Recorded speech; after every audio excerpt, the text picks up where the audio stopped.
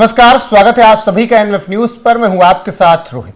वैसे तो देश में बात की जाती है गंगा यमुना तहजीब की, लेकिन जब बात हिंदुओं के त्योहारों की आती है तो कोई त्योहार ऐसा नहीं है जो कि शांतिपूर्ण तरीके से हो जाए।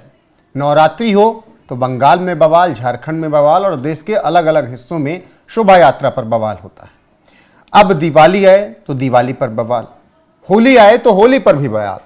पहले ज्ञान दिया जाता था पानी बचाने का, और अब होली पर बवाल जिस तरीके से हुआ, उसके बाद सवाल यही है कि हिंदुओं का हर त्योहार क्यों बिना बवाल के नहीं हो पाता है। एडवोकेट योगेश अग्रवाल मेरे साथ हैं, उनसे इस विषय पर विस्तार से चर्चा करेंगे।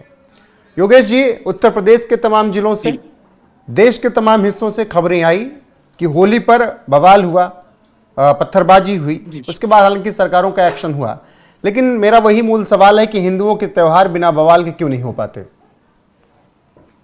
देखिए रोहित जी, वैसे तो जब 150 करोड़ की जनसंख्या है हमारे देश में, रोज ही कोई ना कोई घटनाएं क्रम होती रहती हैं जी। लेकिन त्योहारों पे ये चीज उभर करके सामने आ जाती है। मीडिया चैनल्स, आपके जैसे चैनल्स जो हैं, वो कहीं ना कहीं इसके ऊपर एक अपनी तीखी नजर बना के रखते हैं और ऐसी घटनाओं को जनता के सामने ले आते हैं। अब जो बवाल की बात हो रही है, क्योंकि पर्टिकुलर एक समुदाय को लेकर के, हिंदुओं के त्योहारों को लेकर के टारगेट किया जा रहा है हमारे देश के अंदर किसी भी तरीके से। चाहे वो होली का त्योहार हो तो वहां पर पानी याद आ जाता है, जब दिवाली आती है तो प्रदूषण याद आ जाता है, और सभी लोग किसी ना किसी तरीके से हिंदुओं के इन त्योहारों को रोकने की कोशिश कर रहे हैं। और अब क्योंकि हिंदू अब सजग हो गया, आप देखो पूरे तरीके से उठ खड़ा हो गया है और पूरे तरीके से अब ये चीज तैयारी पे है कि किसी भी तरीके से इन त्योहारों का जो प्राकृतिक स्वरूप है, जो पुराना हमारा पौराणिक स्वरूप है, उसको हटाया नहीं जाएगा। होली है तो पानी से मनाई जाएगी, तो पानी से ही मनाई जाएगी। जरूरी नहीं है कि होली पे ही पानी यूज होता है, बहुत सारी ऐसे घटनाक्रम है जहां पर पानी की पूरी वेस्टेज की जा रही है। अब जो आप बात कर रहे हैं कि दिवाली, होली और इस तरह के त्योहारों पे जो ये घटनाएं होती हैं, ये आप सब लोग जानते हैं इस तरह की घटनाएं क्यों कराई जाती हैं। इसके अंदर कुछ लोगों का पॉलिटिकल अपना मुद्दा भी है। वो किसी भी तरीके से हिंदुओं के इस त्योहारों को ये दिखाना चाहते हैं। देखिए, हिंदुओं के त्योहारों में ही समस्या है, इनके इन फेस्टिवल्स को रोक लगा दिया जाए।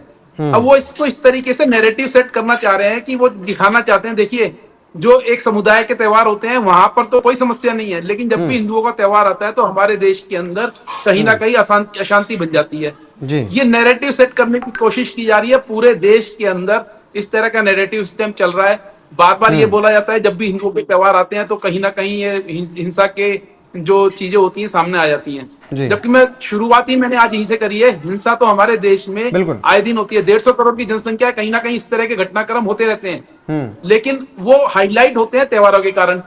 बिल्कुल वही कह रहे हैं। अभी देखिए, अभी बहुत ज्यादा दिन नहीं हुआ, बहराइच में किस तरीके से बवाल हुआ शोभा यात्रा के दौरान, नवरात्रि के जो नवरात्रि पिछली भी थी, वहां पर एक बच्चे की जान चली गई उसमें।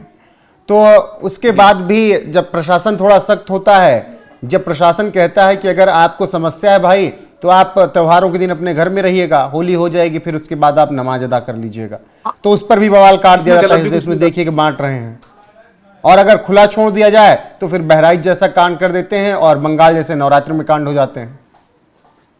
देखिए, अब प्रशासन को तो कुछ ना कुछ स्टेप लेने ही थे।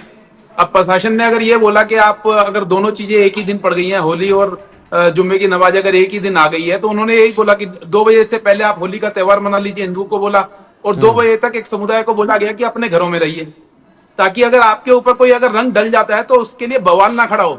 क्योंकि देखिए, बार बार ये बोला जाता है। मेरे कुछ ऐसे मुस्लिम भाइयों से भी बात हुई, मैंने उनसे पूछा, मैं कहा अच्छा बताइए, क्या रंग डालने से क्या आपके मजहब के अंदर कुछ ऐसा लिखा गया कि रंग डल जाएगा तो आपका पूरा सिस्टम जो रमजान का है वो खराब हो जाएगा? कह रहे ऐसा कुछ नहीं है। कह रहा हमारा पर्पज इतना ही है इसके अंदर कि जब हम रोजे के लिए जाते हैं और नमाज पढ़ने जाते हैं तो हम तैयार होकर के जाते हैं, सेंट वेंट लगा के जाते हैं। तो अगर हमारे ऊपर कोई पानी गिर देगा, अगर रंग गिर देगा, तो हमें वापस जाना पड़ेगा घर पे नहाने के लिए। तो पर्पज यही था उनका। ऐसा कहीं कहीं इनके धर्म में नहीं लिखा गया कि रंग डल जाएगा तो उनके रोजे खराब हो जाएंगे या उनका जो रमजान का महीना वेस्ट हो जाएगा। पर्पज यही था कि उनको अगर वो नमाज पढ़ने जा रहे हैं तो रास्ते में कोई गलती से उनके ऊपर रंग ना डाल दे, जिससे उनको एक तकलीफ और वापस घर जाकर के उनको दोबारा से तैयार होकर आना पड़े। और खुद ऐसे मुसलमान भाई हैं जिन्होंने मेरे को बोला है कि हमने नमाज पढ़ने के बाद होली खेली है। तो इसका मतलब है इनके धर्म में ये तो कहीं नहीं लिखा गया कि रंग पड़ जाए तो इनका धर्म भ्रष्ट हो जाएगा। ये तो सब फालतू की बातें हैं, फैलाई गई है, कुछ नेताओं के द्वारा फैलाई गई है। और इन बातों में पढ़ करके पूरे देश के अंदर जो एक माहौल क्रिएट कर दिया गया था कुछ लोगों ने कि देखो बांटा जा रहा है, ये हमारी गंगा जमुनी सरस्वती को एक जो हमारी ये पूरी तहजीब है इसको बांटने की कोशिश की जा रही है।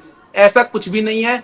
एक जो ये बयान दिया गया था कि 2 बजे से पहले होली मना ले और 2 बजे के बाद ये जुम्मे की नमाज अदा कर दे, ये बिल्कुल सही स्टेप था, क्योंकि जब कोई रंग डालेगा तो वहां पर ये पता लगा पाना बड़ा मुश्किल था कि कौन पर्सन ऐसा है जो मुसलमान है और जो नमाज पढ़ने के लिए जा रहा है। तो बेटर है कि उसको वो 2 बजे के बाद निकल जाए जब रंग का त्योहार हमारा खत्म हो जाए।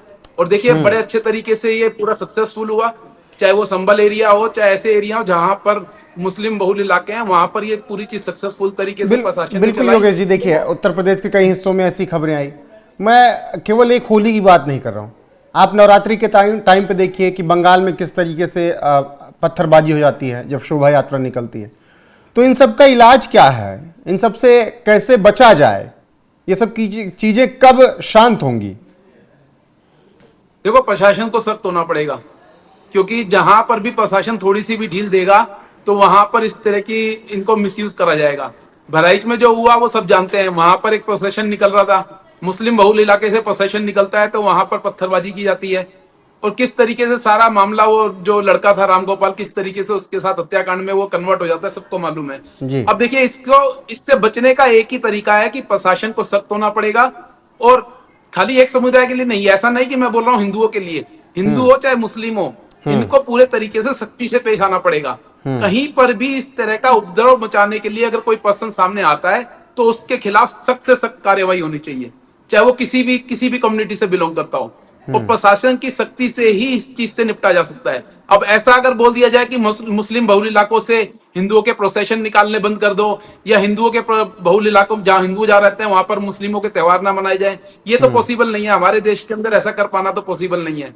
लेकिन प्रशासन की सख्ती अगर वहां रहे और प्रशासन कुछ ऐसे नियम बना दे त्योहारों को लेकर के जहां जिससे कि हिंदू अपने त्योहार शांतिपूर्वक मना सके और मुस्लिम समुदाय अपने त्योहार जो है शांतिपूर्वक तरीके से अदा कर सके, इसके अलावा कोई इसका हल भी नहीं है।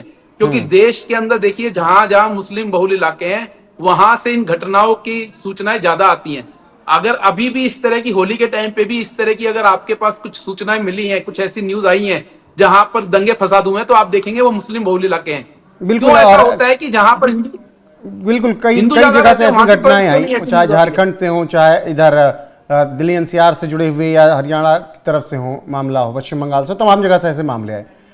केवल होली ही नहीं, नवरात्रि या दीपावली नहीं, अभी हाल फिलहाल में भारत फाइनल मुकाबला जीता, आपको याद होगा चैंपियंस ट्रॉफी में शानदार तरीके से चैंपियंस ट्रॉफी का मुकाबला जीता। फिर मध्य प्रदेश के इंदौर के महू में बवाल हो गया केवल इसलिए क्योंकि कुछ लोगों ने रैली निकाली, भारत जिंदाबाद के नारे लगाने शुरू किए और जश्न मना रहे थे, तभी कहीं से पत्थरबाजी होनी शुरू हो गई। तो ये कौन लोग हैं जो देश की भी जीत में, देश की भी खुशी में साथ नहीं खड़े होना चाहते? देश से बड़ा तो कुछ नहीं हो गया ना। प्रशासन के को तो ऐसे लोगों को इमीडिएटली आइडेंटिफाई करके पहले तो इनको देश से बाहर निकाल देना चाहिए। मुझे लगता है ये ऐसे कुछ लोग हैं जो भारी शक्ति से पूरे तरीके से पूरी बाहरी शक्ति को ये साथ दे रहे हैं और कहीं ना कहीं ये मोटिवेटेड हैं। ऐसी कुछ बाहरी शक्ति हैं जो इनको मोटिवेट कर रही हैं हमारे ही देश में रह करके हमारे ही देश के खिलाफ काम करने के लिए। तो ऐसे लोगों को आइडेंटिफाई करो और इनके खिलाफ इमीडिएटली सख्त से सख्त कार्रवाई होनी चाहिए। अगर भारत हमारा कोई वर्ल्ड कप जीतता है, चैंपियंस ट्रॉफी जीतता है और उसकी खुशियां अगर लोग मनाते हैं गलियों में निकल करके, इससे भी लोगों को तकलीफ है। अब इसके अंदर लोग कहेंगे कि ये कैसे आइडेंटिफाई हो गया कि एक समुदाय ने ये कार्य किया है, तो बताइए कौन लोग ऐसे हैं जो इस तरह की कार्रवाई करेंगे। ऐसा भी देखने में आया दिल्ली के कुछ इलाकों में जब भारत हारता है तो वहां पर जश्न मनाया जाता है, वहां पर बम पटाखे फोड़े जाते हैं। मैंने देखे हैं यहाँ पर दिल्ली के अंदर, मैंने देखा था कुछ ऐसे इलाके थे जब इंडिया मैच हारी थी ऑस्ट्रेलिया से तो यहाँ पर जश्न मनाया गया था जब वर्ल्ड कप का फाइनल आ रही थी। तो देखिए ये तो हमारे देश के अंदर ऐसे देश विरोधी कार्यवाही तो हो ही रही है। अब ऐसे लोगों को प्रशासन को इमीडिएटली आइडेंटिफाई करके इनको तो बिल्कुल खत्म कर देना चाहिए, देश से बाहर ही निकाल देना चाहिए। ऐसे लोगों को हमारे देश को ऐसे लोगों की जरूरत नहीं है। पता नहीं क्यों हम ऐसे लोगों को अपने साथ में लेकर के चल रहे हैं। और पूरा का पूरा मुस्लिम समुदाय गलत नहीं है, ऐसे ही कुछ लोग इस समुदाय को बदनाम कर रहे हैं, ऐसे ही कुछ लोग इस पूरी कम्युनिटी को खराब कर रहे हैं। तो देखिए अगर आप देखेंगे चाहे वो त्योहारों की बात हो चाहे वो क्रिकेट मैच की बात हो, जब भी कोई हिंदुओं के उत्साह की बात आती है तो ऐसे लोग बीच में आकर के और ये पॉलिटिकल भी इन्फ्लुएंस होते हैं ये लोग, रोहित जी, ऐसा नहीं है, इनको जी। कहीं ना कहीं बैक से इनको कुछ पॉलिटिकल पीछे से माइलेज मिल रही होती है। कोई लोग इनको होते हैं उकसाने वाले, जो इनको उकसाते हैं और इस तरह की कार्रवाई कराते हैं, और बाद में ये नैरेटिव चलाया जाता है, देखिए हिंदुओं के त्योहारों में ही ऐसी घटनाएं होती हैं, हिंदुओं के त्योहारों में ही कमी है, चाहे वो होली है, चाहे वो नवरात्रे हैं, चाहे वो दिवाली है।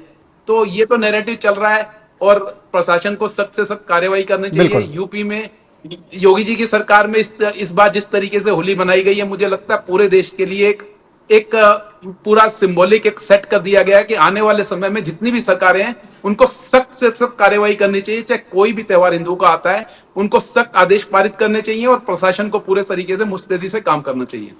ठीक है योगेश जी, फिलहाल कार्रवाई हो रही है, सरकारें कार्रवाई कर रही हैं ऐसा हिंसा करने वालों पर, बवाल करने वालों पर, खूनी संघर्ष करने वालों पर इस वक्त कार्रवाई की जा रही है। लेकिन सवाल वही है कि हर बार नवरात्रि, दीपावली या होली पर या हिंदुओं के त्यौहार पर या भारत की जीत पर बवाल क्यों होता है? कौन है वो लोग जो कि देश के भी दुश्मन बन बैठे हैं और हिंदुओं के त्योहारों के दुश्मन बने ही हैं?